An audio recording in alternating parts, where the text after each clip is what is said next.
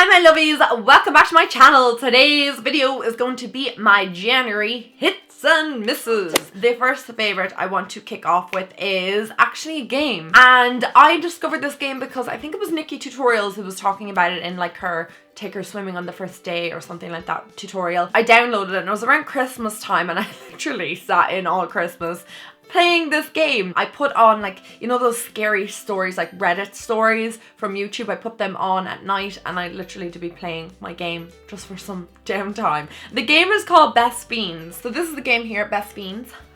So yeah, I'm currently on level 59 and it's just my addiction, like it really is. When you start your game, you have your little fiends at the top. Now I'm always changing them and upgrading them, and you can upgrade them and make them more powerful. But you have this evil master slug, and what you have to do is you have to join up these little symbols. So I have little flower symbols here and join them all up and they're gonna attack that slug, yeah, and kill him. You collect enough of the little symbols that represent the fiend, then you'll get like a power, like you can get like bombs, and then you can get a little symbol that changes all the other things around it to that same symbol, and it'll just make your combat power a little bit higher. That's the game that I've been playing all month. You can also connect that game up to Facebook and try and beat your friends, and there's like leadership boards. I also want to mention that this month you can play the Valentine's Heart Challenge and win awards in celebration of Valentine's Day. So there'll be a free gift on Valentine's Day with Best Fiend. This game is free to download and the link will be in my description. You can also get $5 worth of gold and diamonds for free. I would like to thank today's sponsor Best Fiends for working with me on this video. And I was actually so appreciative that Best Fiends actually contacted me. It was just such a coincidence because I've been playing it long before I even got contacted by them. You guys can download it, I'll link it down below, and let me know what level you're on. Let's see, can we like beat each other, because I guarantee by the time this video goes up I'll probably be on level like 7. Next up, I'm gonna move on to some beauty favorites. I have a ton of beauty favorites this month to get through, and I need to get through those fails as well. So this video may be longer than normal, so hang tight. The second favorite I want to talk about this month obviously is gonna be this palette.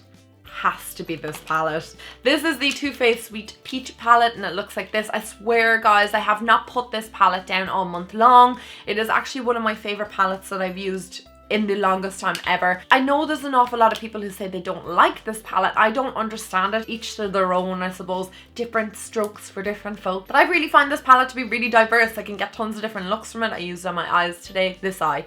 This other eye is a dupe product that you've probably seen already in my videos. This comes with an array of different shades. I love these purples on the end. I love the transition shades. I love the peaches. I know people were saying, yeah, there's not enough peaches in a peach palette, but I don't want my whole palette to be peach. I just need 1 or 2 shades and then you can create a peach look like this. I just think it is one of the best palettes Too Faced has ever brought out. The scent of it is amazing. It's going to be beautiful for spring and I'm just obsessed with it. I think it's lovely. I love the layout of the shadows on the inside. I love everything about it. I just think it's a really, really, really good palette, and kudos to you, Too Faced. You did an amazing job on that palette. The next product I want to talk about is actually from IT Cosmetics. Now you cannot get this in Ireland, but they do sell it in Sephora, and no Sephora shipped to the UK now, so you can use Parcel Motel to get it to Ireland, or GoSend is another option. But this is from IT Cosmetics. It's their CC Color Correct Full Coverage Cream Anti-Aging Hydrating Serum. What a mouthful. This is basically a high coverage CC cream. It has an SPF of 50 in it. I wear this possibly every single time I leave the house if I want a little bit of coverage on my face, or if I just want my face to look a little bit better. You know the way nobody wants like kind of like dead looking skin. Sometimes this just perks up my skin a little bit, adds a little bit of color. I just think it's a really, really, really good CC cream. I'm not mad into CC and BB creams. I just feel like why not use a really sheer foundation? But this one is really, really good because it's highly moisturizing and it has a high SPF, protecting against the sun and all the damages. I just think it is really good, and I've gone through so much of it, like you can see, and I only got this when I went to New York in December. This is more than likely going to run out on me pretty soon, which I'm very sad about, but I will repurchase it. Another product is for the face. It's foundation. I only got this in December, so I feel like I haven't properly talked about it enough, and it is the Outlast Stay Fabulous foundation and sunscreen from CoverGirl. It's their 3-in-1 foundation. You can't get CoverGirl in Ireland, but Max Factor is initially the same brand. I think they just have different names in the different countries. I absolutely love this foundation. It was so inexpensive. I think it was about $10. I'm in the shade number 855 and I just think it is beautiful on my skin, almost hitting myself in the face with it. It's beautiful on my skin. It doesn't look cakey, quite natural. It's really lightweight. I don't feel like I'm wearing a heavy foundation. It looks really nice on camera. I haven't noticed any flashback from this, and I have been taking pictures with it like on nights out. I've worn it over Christmas. I just think it is a stunning foundation, and it's kind of the only foundation I've been wearing this month other than foundations when I'm like testing them out on camera, if that makes any sense. In my day-to-day life, this is the foundation that I will pick up. I next up want to talk about a pair of lashes, and these are the Rebel Una lashes. I'm wearing them on my eyes today. These are the Izzy style. Now these are made by an Irish brand. This brand does not know that I even exist. I purchased these with my own money, and I just wanted to talk about how amazing these eyelashes are. They're cruelty free, I believe. Yeah, cruelty free. You can wear them up to 25 times. They are just gorgeous. I am mad about these type of lashes because I just think they're so full, and they really make a makeup look really stand out because they're an Irish brand as well. That's amazing. I love when my Irish brands bring out amazing products, so I hope that I'll see more lashes from Rebel Una in 2017. I think she has about 6 different styles on her website. I will link them down below as normal. I feel like I'm cheating mentioning this product because I've only been using it for about 10 days, but it is the e.l.f. Poreless Face Primer. I used this in my one brand tutorial from e.l.f. that I put up last week, and you guys would have seen that. Oh my god, this is actually my new favorite primer ever. It is beautiful on my skin. I'm wearing it underneath my foundation today, just on this side because I'm doing a first impressions. It's beautiful on the skin. It's really flattering. It blurs out any lines. It blurs out any pores. It's so inexpensive. I buy all my e.l.f. products on iHerb. I just highly recommend this to anybody who kind of has enlarged pores or oily skin. I think it is great. Like, it is just an amazing primer. I want to try out more of the primers. Everybody has said to me, oh, you need to try the tan one. It's really nice to just kind of wear on its own apparently. So I need to pick up more of these e.l.f. primers. I'm kind of delving back into the Sweet Peach theme, but the Sweet Peach Glow palette was definitely another favorite of mine this month. Looks like that on the inside. I've been wearing this to death also, and I haven't even hit like a dent in it. It is just amazing. This bronze shade gives you this gorgeous like glow to your skin, like you've just been at the beach all day. I'm wearing it at the tops, on the tops of my forehead rather, and I'm wearing the blush on my cheeks and the highlight today. I just think it is one of the most amazing palettes, and I think Too Faced really kind of laid it all out nicely. The pigmentation is really good. The color selection, like you've got your peach and then your kind of glowy bronzer and then your highlighting shade obviously. So I just think this is really cute and compact as well. So you kind of have 3 in 1 just in this little tin, so you can bring it with you when you're traveling. Really handy. I'm literally after running around the entire house trying to find my handbag to talk about the next product. I was not prepared and I completely forgot about this. The next product is my Marc Jacobs lip gloss. Now I know I talked about this in my yearly favorites, but I just want to kind of reiterate it because it was something I got in December and I felt like I was kind of cheating talking about it at the end of the year, but it is beautiful. There are no words to explain how amazing this lip gloss is. It's in the shade Sugar Sugar. I need to put it on my lips right now. I had it in my handbag, that's why I couldn't remember where it was last. I bring this everywhere with me. This is probably going to run out at the end of February or beginning of March. I wear this like every day I'm wearing makeup. I will put this on, other than today. I think today is the first day I haven't worn it in ages. It is a beautiful lip gloss. It's not too overly sticky, which I don't like from my lip glosses. I don't like my hair getting caught in the, no, it doesn't apply too much lip gloss and then you're left with this gloop on the top of your lip, which I absolutely detest. Packaging is so beautiful. It's really sleek. It's really high end. It's just a gorgeous lip gloss, and I don't think I've ever worn a lip gloss as comfortable as it ever before, and the shade naturally is stunning, so I absolutely adore this. The final favorite that I have this month is actually a pigment from Inglot. I've worn this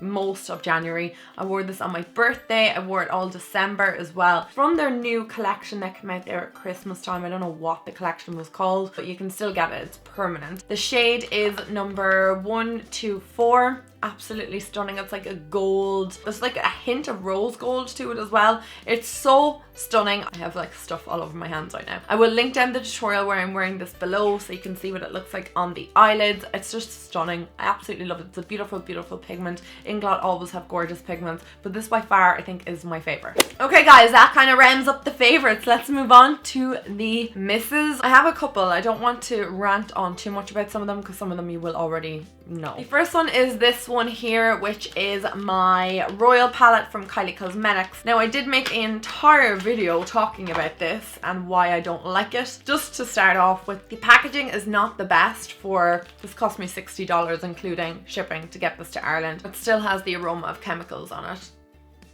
Ugh. Now, bearing in mind, it's not as strong as it was when I first got it, but it is still quite potent. The eyeshadows are poor pigmentation. This blue is just pathetic on the eyes. The only shadows that I actually like from it are this one, and that peach shade there. These two are hit and miss as well. I'm just so unimpressed with this. And I contacted customer services to, you know, I kind of express my disappointment about the scent. They basically blew me off and just said, like, deal with it basically, and we're aware of the situation.